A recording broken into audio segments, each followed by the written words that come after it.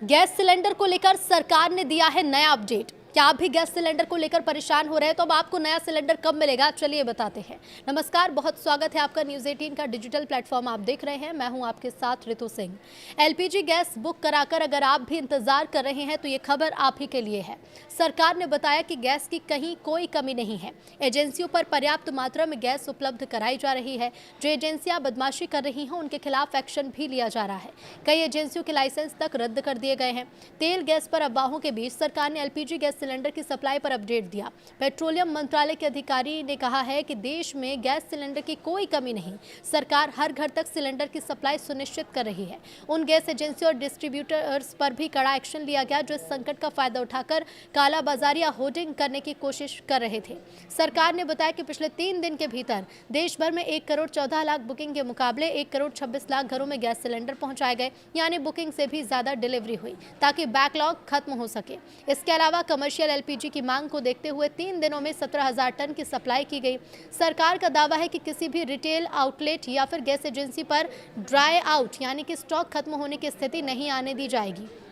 रिफाइनरियां optimum level पर काम कर रही हैं ताकि घरेलू मोर्चे पर ईंधन की कमी ना हो। छोटे सिलेंडर और पीएनजी पर सरकार का जोर है। एलपीजी के अलावा सरकार वैकल्पिक ईंधन को भी तेजी से बढ़ावा दे रही है।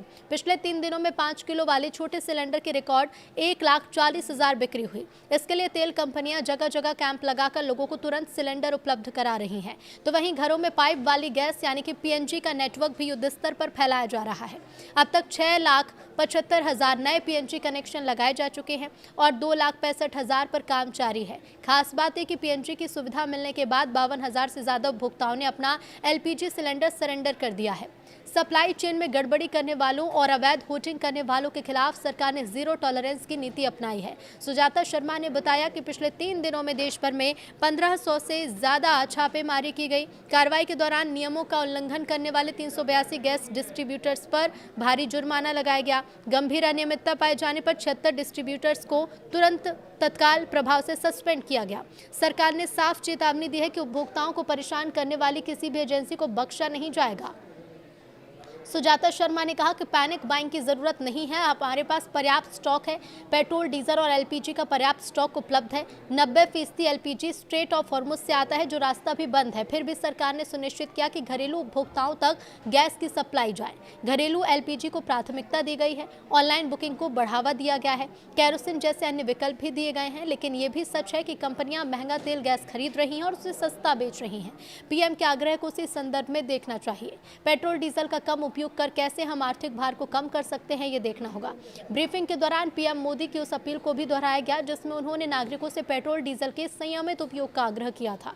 सरकार ने लोगों से अपील की है कि वो कार पूलिंग अपनाएं, पब्लिक ट्रांसपोर्ट का ज्यादा से ज्यादा उपयोग करें, इलेक्ट्रिक वाहनों का इस्तेमाल करें। अंतर्राष्ट्रीय बाजार की अस्थिरता से देश की अर्थव्यवस्था को बचाने के लिए इसे एक जन आंदोलन बनाने की बात कही गई।